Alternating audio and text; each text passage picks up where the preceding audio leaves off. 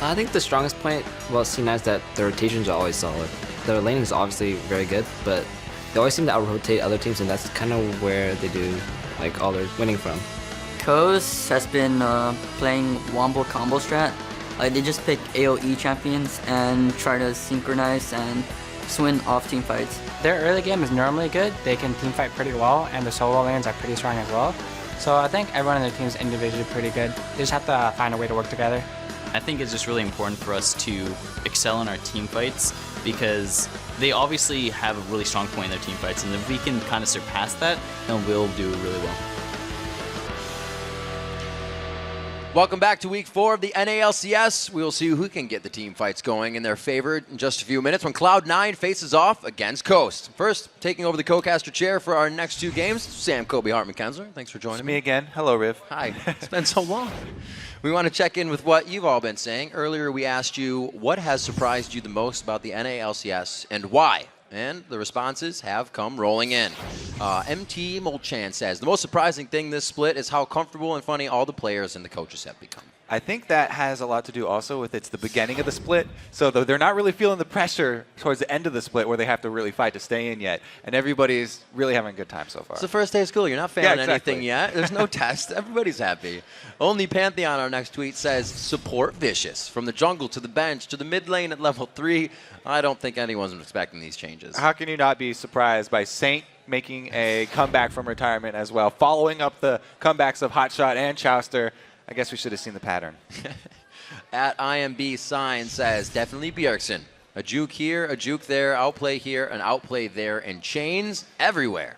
I have to say, I'm not surprised by it because I was expecting that coming in, but man, he's definitely onto something there. Bjergsen has been showing up huge. And he doesn't even need LeBlanc to do it still. He's going to be getting that high kill probably in the rest of the season. Thank you for all the responses. Be sure to keep them coming along with your highlights from today's games. You can send them to @LOL Esports and be sure to use the hashtag LCSBigPlays. Be sure to use that hashtag. Now let's send it over to Freak and Jet at the analyst desk. Thank you very much, Riv, and we're also joined by TSM's top laner, Dyrus. How you doing, man? What's up, guys? So you come off of a pretty convincing win, a bit of a slow start, but you really turned it on once you came into mid-game. Is that the TSM plan? Do you guys wait for team fights or what? Well, personally, with the plan of Mundo, he has better late game. So we had poke from Mundo, and then we had our 2 engagers, our tanks, and then we had Turtle just out in his own world. Just way far back as Caitlyn. So then talk to me about sort of the top lane matchups then. So you versus Quas, Shyvana versus Mundo. He picked after you. You picked Mundo right at the beginning. How's that matchup go? So far for Mundo, you have like 0 killing pressure on Shyvana, but there are times where if you get enough cleavers in, you'll have control on him. And once you get 6 and you have Spirit Facade, it's really, really hard for Shyvana to kill Mundo, because if you don't kill Mundo after that initial burst from level 6 or level 11, then you're probably never going to kill him. But he did a really good job pushing me up, so I couldn't really use TP all of the time. I probably should have called for jungle help there. And then when I did, there was like no point because he just roamed on his own. So I was like, just Shyvana and Mundo, you just want to get to the late game. And this was your first game playing against Curse with St. Vicious playing as a support. Were you able to notice any differences in their playstyle versus the last time you played them, now that they have a different lineup? It's hard for me to say, because it's only one. It's only one game, and I'm also on the opposite side of the map. From watching Saints games, I think he's been doing okay. There's been a mistake here and there, but that's just like natural for like coming back from retirement. I think he did pretty well on the support role. In that game, I didn't see anything like outstanding, but I noticed the difference in their play actually is they contested our red, but then I think they went a little bit too far and also contested our blue when I had TP. Now, if they had Mundo of TP, that would have been perfect for them. Like, they would have had all control there. But since I had Mundo, I had TP, that's where they went. They pushed their advantage a little bit too far, and then that turned on them, and we got a lot out of that. And that was one of the early points of the game where it changed. Yeah, so of course you had some really good early points as well. I want to get actually to a more mid-game team fight. About 20 minutes in, we have a replay if we can get that on your screen here. There's a big team fight around the river. If you want to take me through what happens here. Is this for Dragon? This is a very pivotal point in the game right here because Curse was on the Dragon. All right, so they're half HP and they're taking damage from Dragon. Kale ult St. Vicious. I'm not sure about that. Saint was in a bad position too. Ottawa just gets the ult on Voyboy. Voyboy instantly dies, doesn't even use flash, I think. Yeah, he still has flash up, and then we just chase him down. We're actually a little bit ahead, so just that much, like where Shyvana can't really do much more because it's Mundo. It's just, I don't know, it's just too overwhelming, just Mundo. Just running through. And I'm actually a little curious now, since you guys have had so much success with Bjergsen in the mid lane, what was your team communication like before that fight? Reginald seemed to call everything in the past. Who was calling the shots right there? We talk as a team. We actually talk way more because since no one's shot calling, we need to communicate with each other, find out what we're doing. So, like, I'd be asking Oddone, when's Dragon? You know, you need to push up top before Dragon. And then it's like, oh, wait, he's not even top lane. Forget about it. Go help middle, you know. Just keep on talking, and then, like, all right, I'll TP for Dragon. And then he's like, oh, no, we need you here. So I'm like, all right, I will just walk down. And we were a little bit late on Dragon. Like, they had all the control early, but they didn't make use of their vision to the fullest extent. They could have waited for us and just engaged on us instead of, like... But even then, that's hard because we have Mundo and mid lane. We had a lot of poke, and we were a little bit ahead. Yeah, is that communication structure ideal for you guys with everyone kind of talking and pitching in? Or would you rather have maybe Bjergsen graduate to being a primary shot caller? Which one's better for you guys? Right now, I can't tell, but it seems pretty like decent with like all of us talking. We're still trying to figure that out. You know, Reggie's told that to us. We need to have like someone who has the end say, because in closer games and more pressured games when we go against, you know, higher teams like C9 or, you know, a European team or any other Asian team that's going to be playing at a higher level, it's just going to be like talking all together is not going to cut it. We're going to need those split-second decisions. Once everyone gets nervous. Yeah. So we're still figuring that out, but I think that's one of the things on our priority list.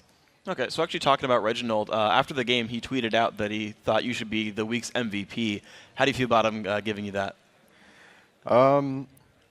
Personally, it's not me playing good. It's just if I ever do good, it's because the other top laner underperformed. Really? That's no offense to Inox. Like I thought he did fine. He just like took 2 tower shots, and it's just I hate being the aggressor for top lane because I'm really bad at it.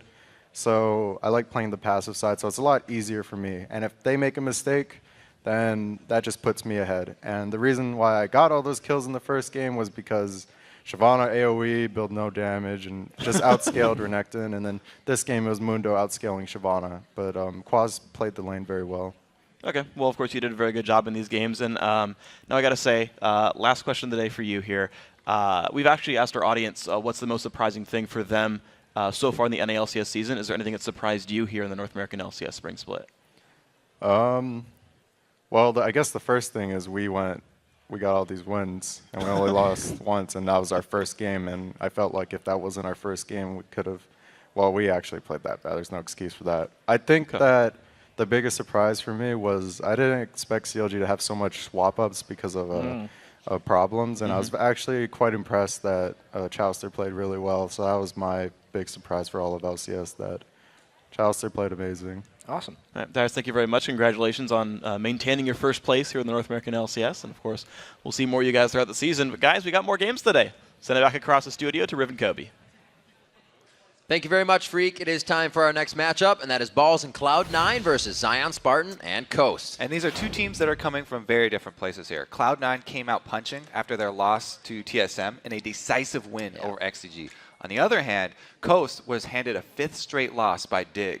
And while a lot of focus will be on Shifter and High, it seems like the jungle will be critical to this matchup as well.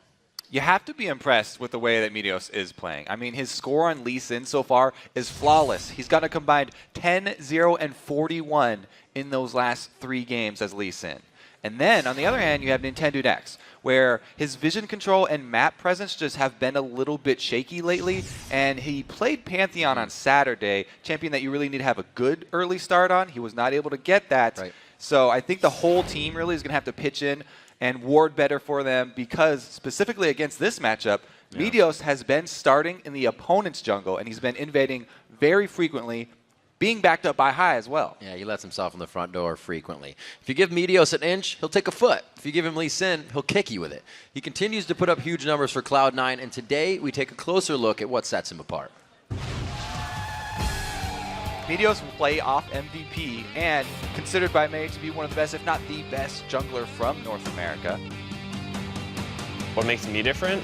Meteos finding someone that he's having a fun, and Sneaky gets a kill with the ultimate there. He doesn't make mistakes, and I think that's what makes him different from other junglers. Throughout the entire game, he knows what he should be doing, and he's not going to be like questioning himself or like doing a gank that's not going to work very often. He'll know what to do.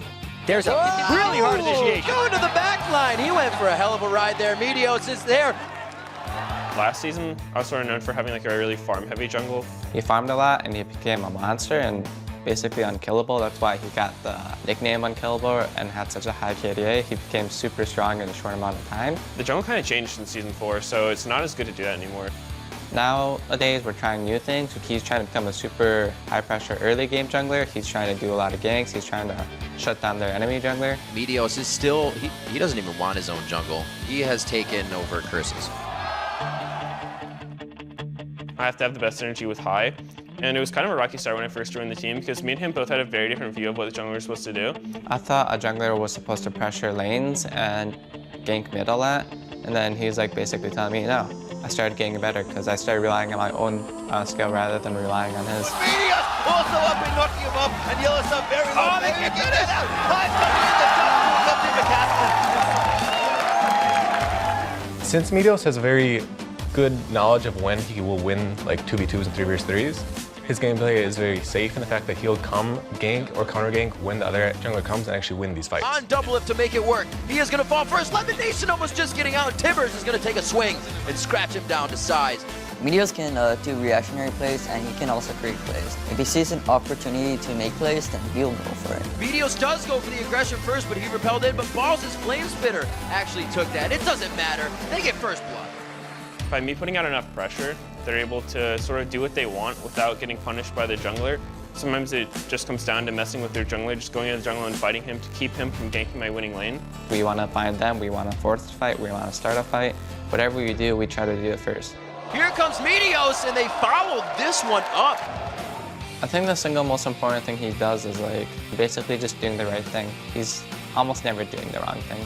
He kind of has morphed to be very relevant throughout the entire game. Eyes at the top here though. It's 3v2 as Meteos gets a double kill. He doesn't waste any time, and I think that's the most important thing. He's good overall. Like, he knows how to do pretty much everything. If you want to get better, you really have to just put your ego aside and just learn from your mistakes, never blame your teammates, and just do your best. Well, having everything in mind as that kind of second nuance just happening without even thinking about it is really what makes the best player even better. I like his end sentiment too. Learning from your mistakes, you can always be learning something new. You can. Let's check out the starting lineups to see what's learned about this game. It's going to be blue side, Cloud9. The top lane is Balls, Meteos in the jungle, High and mid, Sneaky at 80 carry, Lemonation on support. Wow. And on the red side, it's Coast. Up top is Zion Spartan. Everybody's looking down at the floor here. I think there might be some action going on. Nintendo is going to be jungling though. Shifter is mid. Wiz Fusion on AD carry, and Daydreamin' supporting. Balls with that haircut. Sprouting some new look here. Everybody's trying to come in fresh this weekend. We're going to see what Cloud9 has for themselves coming in. Obviously, with that loss to Team Solo Mid, they want to get some more back in. They've already found one there, so really looking to get the gears going again. I don't think they're too worried, but Coast, they have not been having the greatest season. Always kind of lackluster in the beginning, and it usually takes a big change for them to find something that brings them back up. Yeah, and I think that a lot of the pressure is going to be focused on the jungle, especially this matchup here. As we said, Nintendo was having a little bit of trouble, and Meteos is the type of person to go straight at the weak link and try and force him into a position where he's uncomfortable and open him up to making mistakes that they can capitalize on. I really like the portion of, when he was talking about what he does in the jungle is, distracting the lanes, being chaotic, knowing that being in their jungle is going to do beneficial things for his team. We're going to see if he can get a champion like Lee Sin so he can jump around, do that chaoticness, and really be a nuisance to Coast this game inside their own jungle. Right, so the focus on jungle, plus also I think between these two, there's also a similar focus sort of on the bottom lane. So I think the first picks from Cloud9 will be either jungle or maybe support, because Lemonation has actually only played 2 champions so far, Thresh and Leona, and he's 5-0 on Thresh. So, well, never mind. Thresh is banned. We still got that Leona to look at. Daydreamin has been playing a few of the same champions as well. He does have that Lulu in there. You may see coming from his side. Shifter, we've seen him playing some pretty crazy champions, trying to bring out the 3-time Katarina. Didn't work. Ziggs, Kale, LeBlanc, Nidalee. He's got a big champion pool. He's a factor for Coast. If he doesn't get going, the game becomes that much harder. You can see that they don't spend target bans on the mid lane because his champion pool is so big. The only thing is they take out Yasuo just because it's a strong champion at this moment. So they just want to get that one off the table and leave the mid lane as open as possible because High's champion pool isn't as ginormous as most of the other mid laners around. So going to something very comfortable like LeBlanc, we've already seen so many times in the LCS how effective that champion is at steamrolling games. Yeah, that's going to be very big for High. You saw what happened earlier. We've seen what happened when Bjergsen gets it. LeBlanc is just too scary to let through unless you focus it. And we'll have to see if they put that strategy out. Maybe they don't want to focus it. Maybe they say, we'll avoid it. Avoiding her is hard, but yeah, they could try for that It'll route. be a task. Now, on Coast's side here, I like what they've done with the supports because banning out Thresh, as we said, you know, he's 5-0 on Thresh. You don't want to give Lemon that champion. But then taking Annie kind of dares him to go back to Leona because Annie can harass Leona very effectively in lane. All you have to do is start your Q instead of stun. So basically all you really give up is the early invade that you would want to do with that stun. Nobody does anymore. Exactly. You go with the Q and you go with the Doran's Ring, start spamming as soon as you get to lane, and you immediately get an advantage on her. And there's a big factor that Cloud9 always has coming in here. I mean, Renekton is out because Cloud9 focused it, but you still have Rumble, you still have, well, not Mundo to come out. The Shyvana is still lurking around. Actually, they leave that top lane for balls coming up to the last pick here. Sivir and Leona to be locked in. This will be the second Sivir play from Sneaky. Right, they take the dare, but you can see the potential that they have to shove a lane is ginormous. Yeah. I said that twice already. That's a good word, though. I like that one. Sivir plus Leona, because Leona helps shoving lanes because she often can go Targons, and she can execute the early ones, and then Sivir starts with the Ricochet, and she can start shoving at level 1 as well. So whatever lane that does go to, you know, it could be a switch, but even if it goes to the 2 versus 2, they can try and not start with Meteos and not help him on his first buff and try and get the early minion wave advantage. Zion Spartan and Wiz Fusion actually having a conversation right now about these picks that are happening. Shifter is going to be locking in the Wukong. We've seen Nintendo try his hand at that twice now, 0 for 2, but Wukong is a playmaking champion, so any given game you can get that win on him. And there's a lot of pressure when you play Wukong because his ultimate can be devastating if you get the good initiation. But he is very susceptible to being kited. When you pop your ultimate, you're not immune to any CC, so if there's ranged slows or snares on the enemy team, they can render your entire ult ineffective by using those on you and just kiting backwards, which Cloud9 are very adept at doing. They've shown time and time again that they deal with area of effect teamfight comps extremely well, just by splitting up or using something like Spell Shield for Sivir, and then kiting backwards until it's time for the re-engage. That kite and fight to make it happen. Looks like they do have a little bit of re-engage back here, but really it looks like all forward from the get-go. This is the Zerg comp. I mean, the four bottom champions here from Cloud9 are what you want when you go for the crazy teamfight Sivir late game. This is speeding up Shyvana and Lee Sin and Leona. They've got long-range engage, and once they get you with any sort of stun, if Leona even slows with the Solar Flare, then you pop on the hunt and you chase somebody down because they won't be able to escape. Very color-coordinated team here from Cloud9. Soaking on the yellow. We'll see what Coast can have for the last pickup. Shifter, what are you looking for? He's reaching. Up.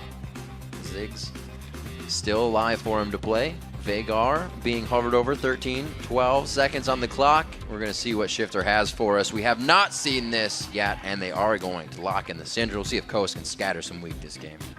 Yeah, very high assassination potential from both of these mid laners. This is going to be a really, really interesting matchup here. It's all going to be about the skill shots. Can the chains land? Can the slows from Syndra land to set up her stun? Both of them at level 6 can easily 100% the other champion. All it takes is a little bit of a first step from the jungler, a little bit of intervention from either jungler, and they can easily get the mid lane rolling really quickly. So if let's take out the junglers for a second. How does this mid lane matchup work altogether. As I said, that one is, you got to walk on eggshells here. It's very high kill potential for both of them. LeBlanc, the reason he first picked that is because she is a very safe champion right now. You can save your distortion for the escapes. You're going to lose out on a bit more CS, and you're going to lose out on harass. But if you do get put into a bad situation, then you are going to be able to play safe. A little bit more safety. So Syndra, it's really going to be all about who can get that early harass down, who can get the lead building up before the junglers Gotta arrive. love outplay lanes. These guys are looking to kill, maybe with a little bit of roam. But as the teams load into the game, let's check in with who you voted to take this next win. According to LOLesports.com, 92% of you think Cloud9 is going to come out on top. That's a pretty big percentage. I expected something like that because Cloud9 are a very, very high-rated team, and Coast currently at the bottom. Plus, what they're showing yesterday, 5th game in their loss streak. We've seen Coast do a lot of things towards the end of the season. Obviously, it'll be easier to start that momentum now, but they do it when it needs to be done. Zion Spartan usually coming out as a huge player in that category when the pressure is hit. He's like the Jordan of Coast. He hits the shots when they need to be hit. That's pretty much the classic Coast strategy, is have Zion just get very strong and split push until late game. It's a similar thing here. Mundo pretty much always. Dyrus just went over this matchup. Yeah, so he did. Shyvana Mundo, everybody should know how this is going if you've ever watched before. We'll have to see. The thing in my mind here for the early game is still I have the question about the duo lane here from Leona and Sivir. Can they get their minion wave rolling forward quickly? And we'll see if Daydreamin has actually started with a stun or Q. And he went Q. So just as I said, I think he's going for the early harass on Lemon. As soon as they show up in lane, he'll try and chunk him down, just spamming out the Qs. And, even without going Doran's Ring, it's still the same idea.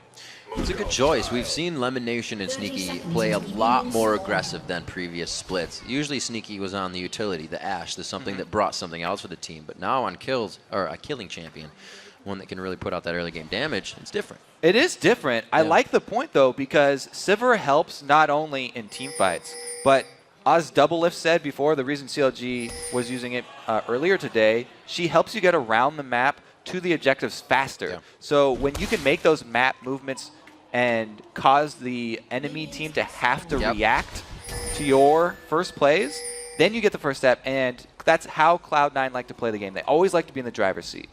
Just finding utility in different champions with a bit more strength. Lemon Nation's going to go ahead and waltz this one in. Just say hi to Wiz Fusion real quick. Real bold. We'll see High returning back to lane. He'll walk over a ward that was previously placed by Coast as all the early wards just getting laid out right now from the trinkets. And both junglers starting with the opposite buffs from the duo lane so that they can allow their AD and support to try and fight over those first waves and fight over the experience to get the early level 2. Rush control. Lemon Nation looks to grab it, but the ward goes down quite quick from Daydreamin', and you're right, Kobe. It may not be the W, but they are getting the quick push on the lane here. Yeah, they definitely jumped for it. Really, the tell is the second wave when the first melee goes down. Very early aggression coming in from High. Shifter down to half HP, already coming in on the second wave. High looking to make this one aggressive, and he still has Ignite up. Yeah, High going with that Flask as well means that as soon as he takes any harass, he immediately starts drinking because he has so much regeneration, but very little max combat stats. He doesn't have max health. So if a gank does come in, he's still very susceptible to being 100%ed. Yeah. A little bit of regen during the gank isn't going to help as much as the max health. So Lemon Nation doing what we thought they would, just getting this wave pushed up a little bit and patiently waiting for it to come back. 12-9 in that lane as nobody's really taken too much aggression. Daydreamin's been holding on to pretty much all of his mana so far, not harassing.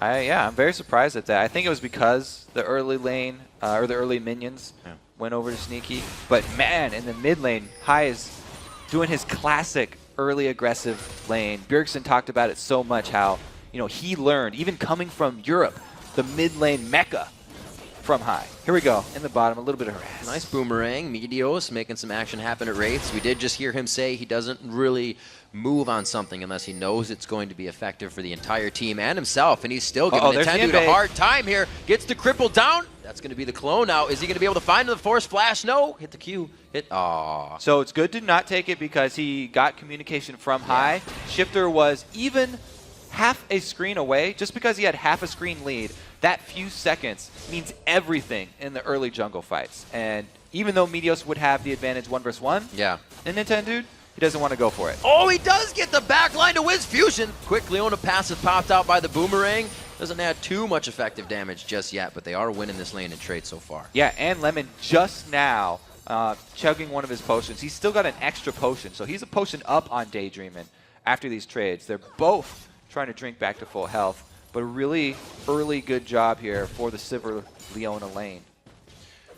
Wiz and Fusion. Wiz and Daydreamin', rather. Still trying to do what they can here. They're only 3 CS behind. Wiz, we've seen him have bad games. We've seen him die twice before the first 2 minutes in the game, but he still can come back. He is a very constant and methodical CSer, so he just usually has a hard time in the late game when they focus him in every fight.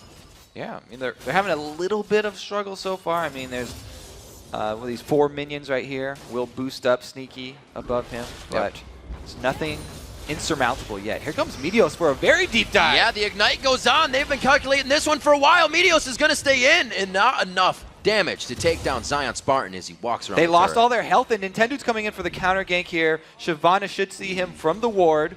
Takes her time backing off because they've dealt so much damage to Zion. There's no follow-up from the laner.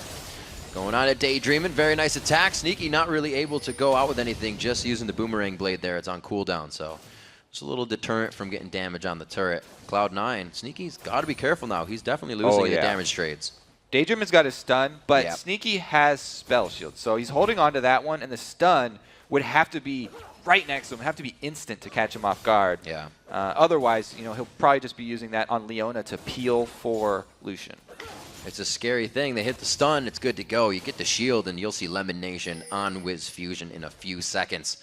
That'll probably be first blood of the game. It's a 200 gold lead just from what's happened. A little bit of that countering by Meteos in the jungle, but nobody has a real definitive lead just yet. And you can see that Meteos doesn't want to give up on that counter style. You know, even though he wasn't able to make anything happen from the early invade, he's purchased a bunch of wards here. Pink and green wards, in addition to the trinket ward. So he's working on the vision to continue to control the map here against Nintendo, try and catch him out in a poor gank and turn it around. Lee Sin's amazing at counter ganking Wukong because he can reveal him with either of his 2 damage-dealing spells. Meteos always happy to buy wards up. Like we said, he's got some 40 assists on his Lee Sin play right now, so he's ready to just get assist gold. He's not looking for that kill money to be super strong. He's ready to help the team. And the second thing that he's done, he's helped the team by placing that pink ward bottom.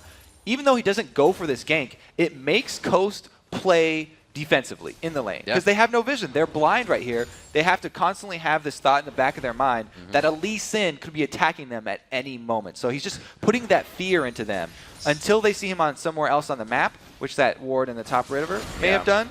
Then they have to play defensively. It's a good rule of thumb. You should always consider that someone is in any brush that's not warded next to you.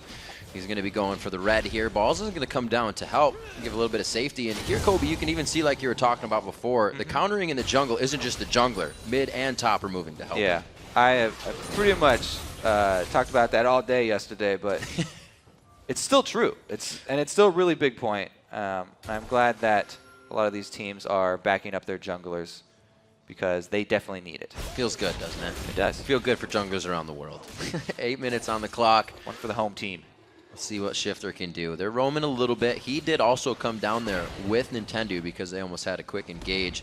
The blue buff transfer over to high. He's already been having quite a nice, I'd say, not dangerous in the mid lane, safe mid lane. As we said, he was going to be keeping himself distance from Shifter. Yeah, I mean, it's not like they didn't try and harass each other. They were both trading pretty evenly. Because High was able to go with the flask, he was regenerating up very effectively. But the first roam really is the double gank.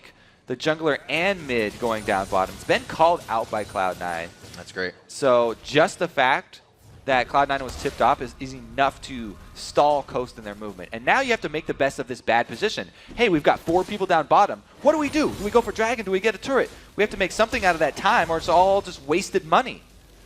See, Ball's playing this a little bit differently. Dyrus, when he was playing Mundo just now, was able to take down a Shiv 82-56 in this top lane here. Meteos making a second appearance, but not yet. Okay, now he did. Okay, I have to say that it's very dangerous to go for this again here. They have the Ignite, though. He burned him. I don't think they care down. that it's quite dangerous. There it is, the kick coming from Meteos, the first blood. Again, methodically done. So the thing, though, that I was trying to point out is that Coast, with that roam down bottom, they sent all their resources down there. It made Cloud9 confident that they can make a play anywhere else on the map. And even though Meteos sat in that bush for a while, they knew there was no possibility of anyone coming to Mundo's rescue. So they had the confidence to make the turret dive, and Coast didn't get anything with 4 people down bottom. They should have been able to take an objective, either Dragon or the turret, because they even saw the duo lane recalling, but they decided to back off, and it seems like a wasted opportunity. Everything that they had on the screen in front of them told it was going to be in their favor. Level 8 balls to a level 7 Scion Spartan. They're just playing what the book's telling them right now. Good damage onto Shifter in the mid lane. High trying to keep that aggression down. He's gone for 2 Doran's rings. The Shifter's Chalice in the mid lane. Yeah, I want to call back to the video, too. Where Meteos was talking about not wasting time as a jungler. It's always going to count. Just walking around, if you're walking one way and then you cancel whatever you're doing, and you have to walk all the way back, that right there, just wasted time, is a mistake. So a rotation like that takes a lot of your team's time, not necessarily flashy. It doesn't get called out on the screen or anything, but you are losing out. As we saw, High was able to shove the mid lane in, and they lost minions to the turret, and there was effective gank top. So those little things all add up. That was some nice ward killing right there. Stylish ward kill. Quick just process of thought, right? We would have been like, oh, I'll get that ward later, but he knows he can get in, get out. That's what Meteos is thinking all the time about the next step and what he can do to give his team the advantage. We're looking at 11 minutes on the clock and a 2,000 gold lead. Yeah, you kind of feel like a gymnast on Lee Sin. I think Jat was the one who was talking about the jungle gym. Whenever you get wards everywhere, and you can just feel so free because you're such a mobile champion with a safeguard.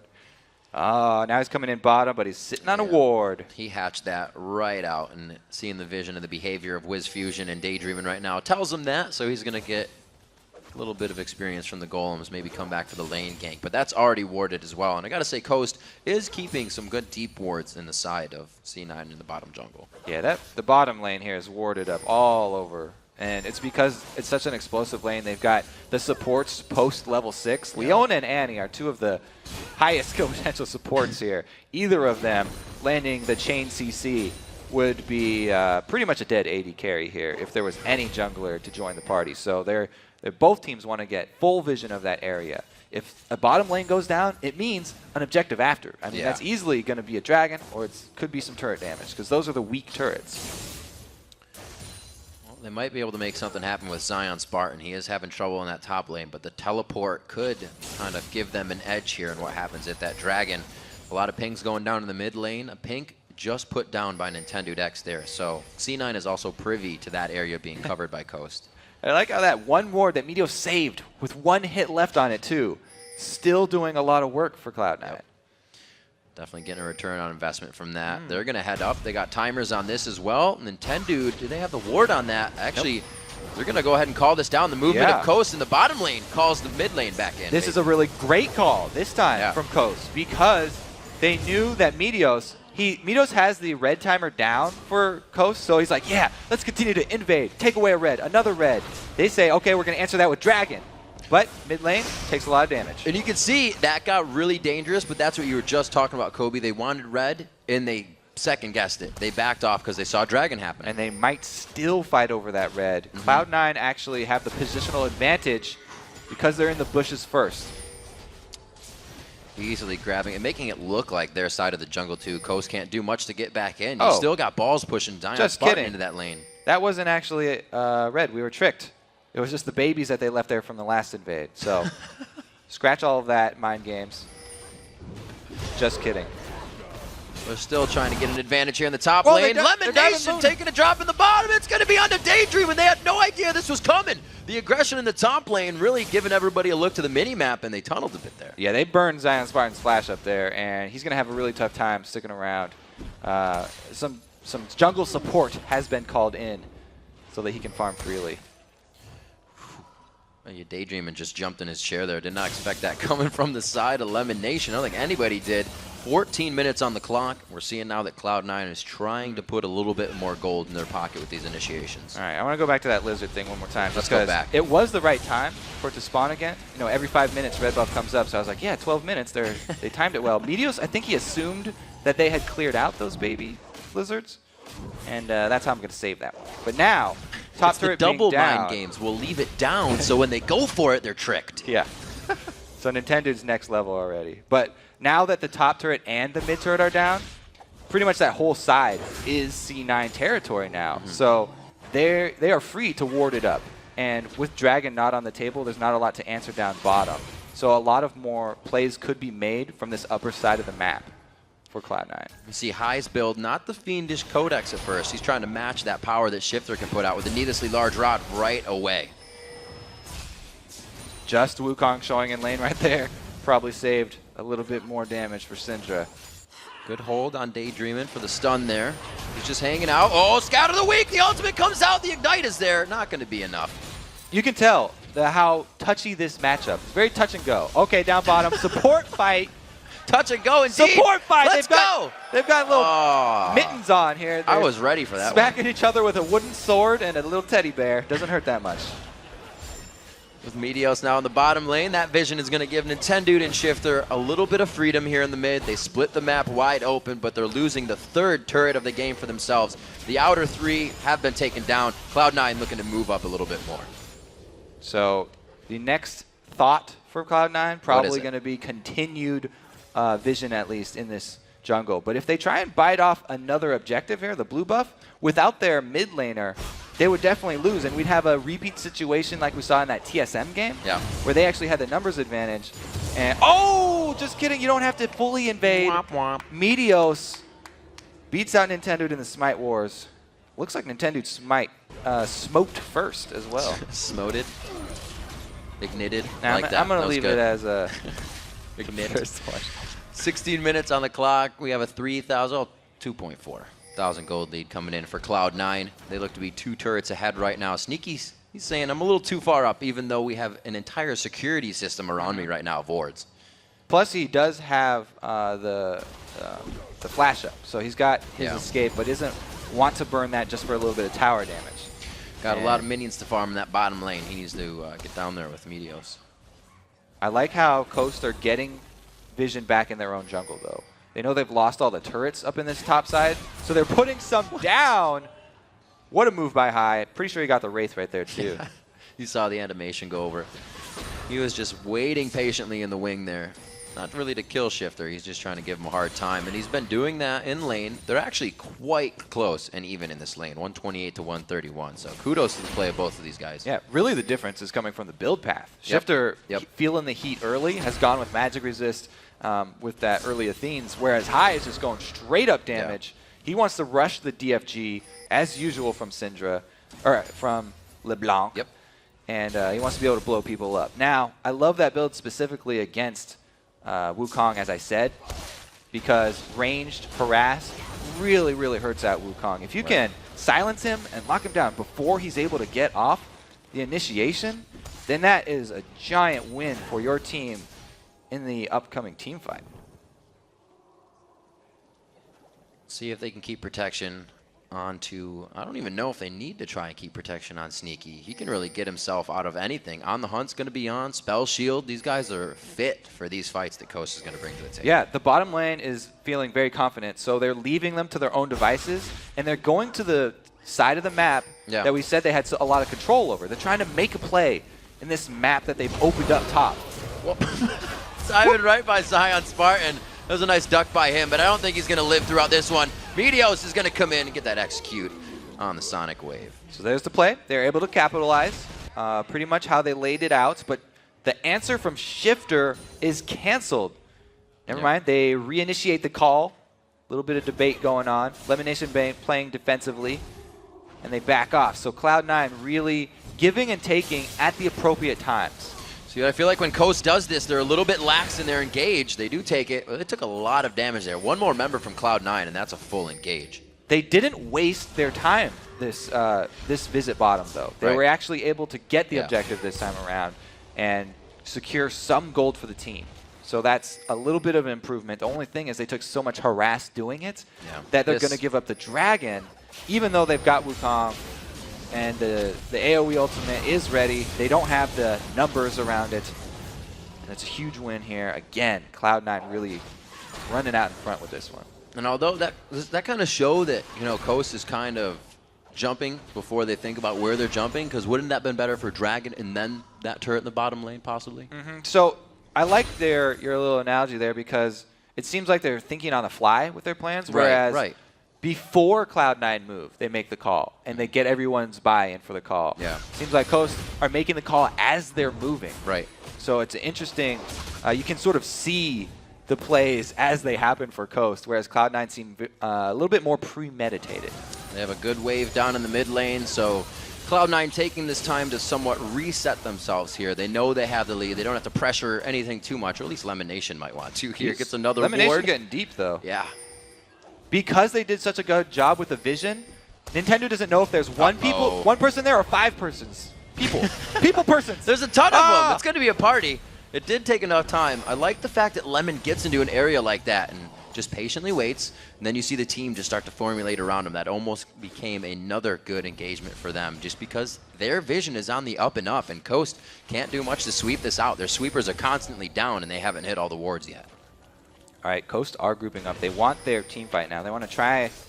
Ooh, Wukong took a lot of harass there. Yeah, no armor there yet. You can actually burst him down pretty easily when he does come in for his ulti. If they all focus him, you know, plus he's only level 10, so it's just the level 1 ulti right now. Very dangerous for Coast. Now we come into this game saying Meteos has a really great Lee Sin play, and he's already 2-0-0 on this game. He's not looking to get the assist this time. He's looking to say, get on my back. I got a big enough backpack, and let's go. 21 minutes into this, Cloud9 complete control over Coast's blue. And really, Coast is losing having a jungle right now. Yeah, not only the top side of the map, but now bottom side is secured because they've put even more wards down and taking out that turret, really helping them suffocate this Coast team. They've already got them second-guessing themselves. Now it's just a matter of trying to pick off a member of Coast. Whereas Coast, they really want to make their move. Once they have Wukong and Annie hit level 11, that right there is the combo they want. Like, Coast are built all around that. The double AoE wombo. They're hoping it can hit. Just like Ball said in the beginning, daydreaming in the backside, a beautiful solar flare stops Tibbers from really getting anywhere it needs to. When they get back on this, that turret should go down eventually. They really needed both to get anything here. And since one is already blown, the next team fight's going to be hard for them to hold. I mean, Mundo can teleport in, but you're still going to be fighting without Tibbers, so it's going to be all on Nintendo. He's got a really tough job here. Oh my gosh. There he goes. He hits High. High is in the backside. The clone stays in, but High gets a chain out, even still getting damaged. Zion Spartan teleports in. They're regrouping, and they beautifully just all slide against that side of the wall, get back into position to re-engage. Yeah, still to level 10, still very squishy. Not much of a chance there for the Monkey King, and Nintendo falls. Valiant effort, but it's going to be Cloud9 with a pretty easy siege of this turret now. 4,000 is the gold lead. Oh, nice scatter the weak, stopping the Dragon's Descent damage to come in. Shifter, though, gets cut down very fast. Meteos gets to the back line. His 3rd kill of the game, his 4th kill of the game, and the 2nd-tier turret in bot lane for Cloud9. And to add insult to injury, Lemon gets out with double-digit HP. They get 0 kills off of it, and Coast have probably been heartbroken right now. It's really tough to come back from a 5-0, right? See, we watch it one more time. Even though they knock balls out, Lemon, again with the engage, able to land it, and Meteos goes all the way in to finish off the kill. Talking about kicking him in the back of the head. Gosh. That one's going to take out the Doctor. And that passive auto attack. So close to killing him. And credit to Lemon Nation. His Thresh game yesterday was amazing. He was hitting hooks left and right. It might have been 13, 14 consecutive hooks in a row to keep the game going. And again, on Leona. They're the only 2 champions he's played this split, and there's a reason why. Yeah, very successful on both of them. Yep. Leona a little bit less so, but he's done a great job this time around. He's looking to fix that. Exactly, and he's also being a team player this time around. You can see he's got the aura for his team, going with it early. Yeah. I guess he just... See what he can do. Locket of the Iron Solari will be formulated out of that. Zion, Spartan, and Balls to go back to it in the top lane. Balls with a nice red buff taken down on him as well, so he'll be able to pretty much harass out Zion continuously, as it has been all game. 230 CS in that lane to 176. And Meteos did a great job to get Balls going in that top lane. He did. Balls is really having an easy time now because Siobhan at this point with the Blade of the Ruined King is able to do exactly what she wants with Mundo, shove him under the turret, but a 4 versus 4 fight mid is still hard to pull off because, as we said before, you need to combo those AoE ultis, and Cloud9 are so good at spreading out. I don't see Coast getting more than 2 people with either of those CCs. From the side, the scatter of the week, again, 2 for 2 on that one, but is it going to be enough this time? They are able to take down Nintendo. That Cyclone did just go off, but like you said, Kobe, without being tanky, it just goes down. Yep, they weren't able to land the combo, and Cloud9 walk away with not only with the snipe, but also the turret. It's getting pretty bad. They're bullying Coast off of pretty much everything here, and it's not. They're just, give me your lunch money. We're going to take it and get more. It just looks so grim right now for Coast because if they venture anywhere outside of their base, this Cloud9 team, we already talked about their chase potential. It's unreal. We can even say the initiate between 2 turrets. They get the silence on Daydreamin for long enough that they can't combo it. The Tibbers with that with the Wukong ult, you know, even threw it down, but it still wasn't enough. Nintendo just gets blasted as soon as he gets inside. He's even gone more tanky than usual with most of the Wukong starting out that Lizard Elder. That is true. He's gone for a little bit more health, but man, he is just getting annihilated. Cloud9 has pretty much found their way in on this initiation. They get Shifter to use that scatter, get that stun down, and then it's Balls is perfectly fine. He's still in the fight with that burnout on, and that's when Leona can come in. That's when High feels safe to go in and not get shot down in a matter of seconds, because that is the result they're getting on Coast. 6-0. So far, this game is a kill shutout. They found 3 turrets. They were able to open up that front side of C9's map, but the journey, I don't think, is going to take them on that side of the map anytime soon. Yeah. I mean, they're currently on the blue side and taking away yet another blue. Yep. Meteos still hasn't died as well on Lee Sin, so this could be 4 games in a row if they're able to finish it out cleanly, where he does not drop a death. Unkillable, right? That was the nickname he was given towards the end of the split last season. Oh, Balls runs into 3 people here, and they're so scared because they don't have vision. Oh my gosh, they all run for the 3v1, hills. 4v1. Wiz is there as well, and they are going to have to back out. Ball's just doing what he can, flexing the muscles, and it looks like Coast is running scared. I'd be running scared too. Like I said, their small amount of vision that they do have is going to delay Cloud9 a little bit on the Baron, but they still have a pretty easy team fight. All they have to do is lure Coast away from a turret, and they can easily chase someone down. And on the hunt, even before the fight starts, could enable Leona to get in range just to throw off the solar flare and tag somebody. Right, they have so many options to just get into the fight, back in. We thought they'd be kiting a little bit of this, but they are so really ahead. close to the bush. Ooh. That was close. Felt that one. Pretty much. Winced a little for Yeah, them. pretty much the rest of the game is going to be like that for Coast. They're all feeling very tense. Every moment they get close to a bush is going to be is somebody in the bush waiting for me? Because they can't check these bushes leading up to Baron without a scrying orb. Oh, a small heart attack, small heart attack. Leona Lemon Nation onto Daydream, and that is a perfect initiation. I haven't seen that Bear Tibbers for a long time. No, and she's probably sad about that too. Yeah.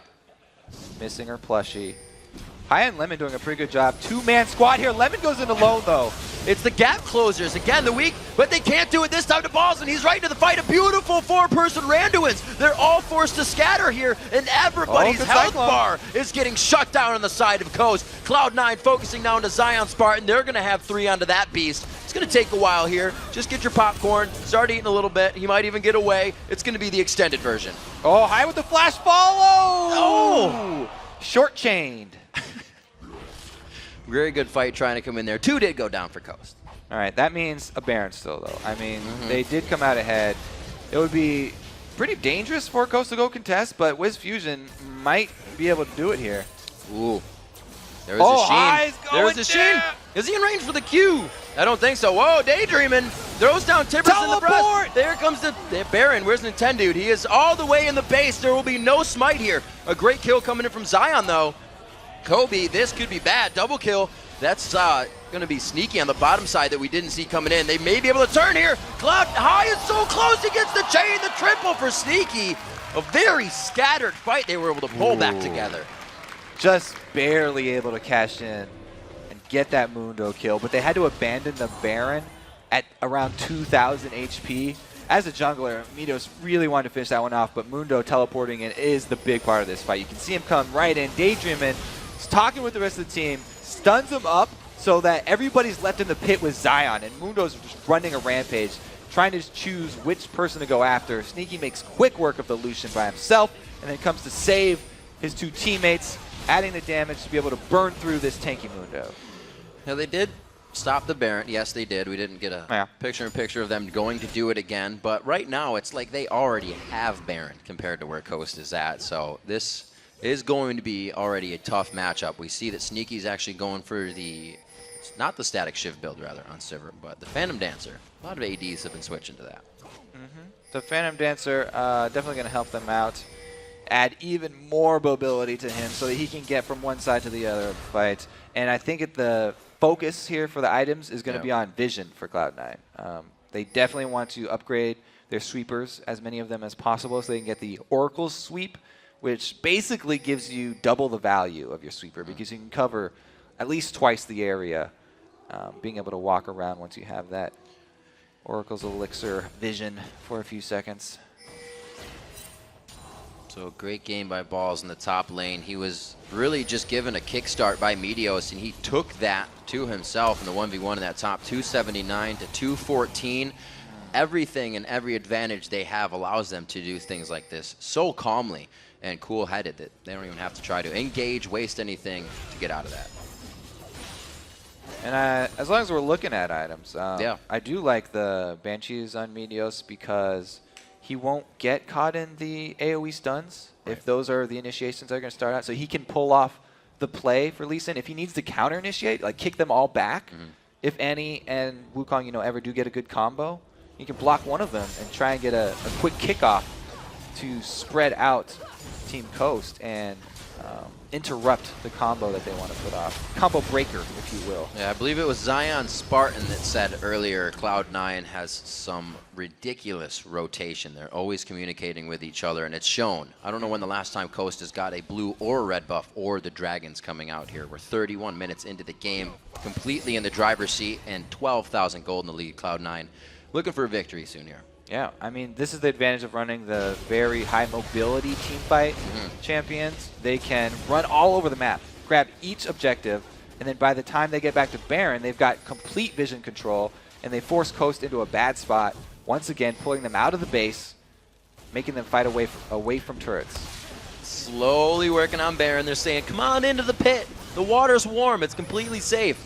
We want to party. Lemon Nation says, actually, we'll bring it to you. They bring on the hunt. Talisman of Ascension possibly on. I don't think Lemon actually has it. Nintendude, very nice Cyclone, but who's it going to kill on this one? He's only dealing damage to multiple people. There's nobody to finish these kills off. In the end, for the Squishies, a good kill by Wiz Fusion to get himself the retribution kill. The double kill for Balls. And Kobe, it's just a massacre again. They used both the Tibbers and the Cyclone only on Sneaky. Both of those AoEs just trying to take out the AD carry. Meanwhile, the rest of the Cloud9 just run rampant through the back line of Coast, and they decimate them, easily turning into the base now.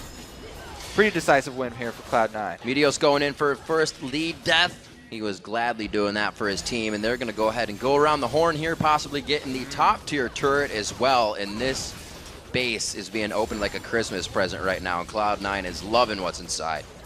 That's a good point, though. Meteos did scuff up his Lee Sin record. He did. Coast are able to scratch him, at least.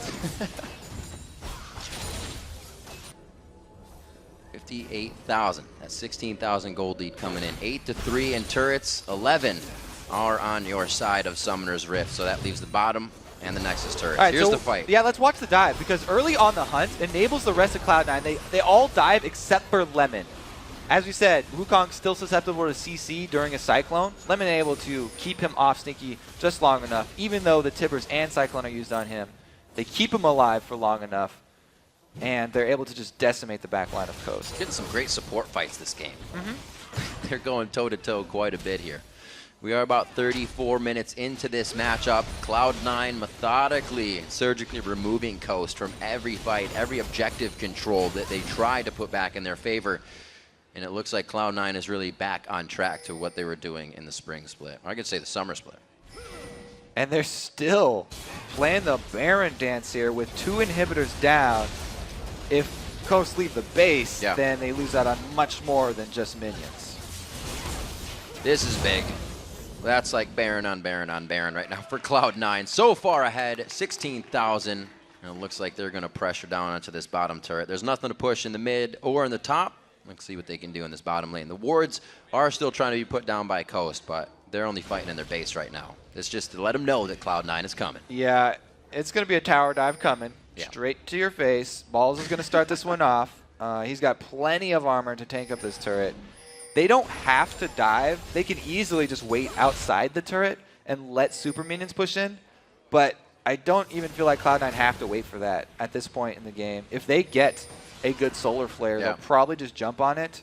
And all they have to do is keep in mind that they're spreading out. As long as they spread out and avoid multiple people getting locked down, should be a pretty easy execution. They didn't even knock, and they're in the front door. Nintendo is not going to be able to Cyclone this time. No, he does get out on the clone, but again, taken down instantly. Not enough tank to be built in that game. Cloud9 has not given Coast the time to respond to pretty much anything here. From the fountain back into the fight, that's where they're finding safety. Balls lives just in the end. Oh, no! He suicides himself into the turret. Shifter gets the kill there, but I think it's too little too late. The Nexus looks to be going down, and they're going to be going for it with the kills. Shifter lives, though. Could go back to the fountain and heal up. So many minions on the Nexus, though. Meteos, there we go. Everybody's able to get the last few shots in. There's the man on your screen. He does get a death this game, but he still carries his team to victory. Man, that was a very, very good showing from Cloud9. They pretty much got everything that they wanted from the early game. Even though the early invade from Meteos wasn't successful, the first one, I know he had to back off. They didn't let up. They didn't let up on the plan, and they went back to that red side jungle over and over again. They dove top lane twice. It was in twos this game. If it doesn't work the first, we'll give it a 2. If not, we'll move to something else. Try again. Yeah, they stayed away from the Annie. They were not like, we're diving the Tibber is not what we want to do. Even with Lee Sin being able to get in and out, they know exactly what they needed to focus. Meteos was in the top lane when he knew he could get a kill. And it really snowballed balls so much in that lane. We saw almost coming up to 298, almost hit 300 CS, but it was 241 in that other lane for Zion Spartan. So we've seen, Yadira said, you know, I outscaled Shyvana on Mundo that game, but it's really comes down to the player behind the champion. Right, Cloud9 play to their advantages. There's the graph of the Shyvana and Mundo. Like Shyvana starts up here, Mundo starts down here, and they slowly go like this. If Cloud9 fights all in this side of the time zone here, then Mundo never gets to that point. They get him behind on gold early, and we see exactly what happened there, where Balls is able to continuously draw so much attention up to the top lane, and he's got backup. Even if you go there, Meteos is constantly in that jungle invading, and High is very quick to answer the rotations as well. Coast has been trying things themselves. Nothing is coming around, though. What do you look at this point in time when that's the case? I think that they do need to have a better laid out early game plan, you know, before they step into the game. Some of the rotations, like we talked about, it seemed like they were kind of making audible calls in the game. On the fly. Yeah. Right when it's happening. Maybe if they set up a couple more preset plays, like say, hey, we're going to go with blue 2. Everybody dragon now or something. Eagle Eye 41, go. And that's the bottom turret. Unfortunately, not the dragon. We got to take a quick break right now. When we come back, Meteos steps out of the jungle and into the studio to talk with Freak and Chat. And then we'll dive into our final LCS game of the day when Benny and XDG face off against Cruiser and Team Dignitas. Don't go anywhere.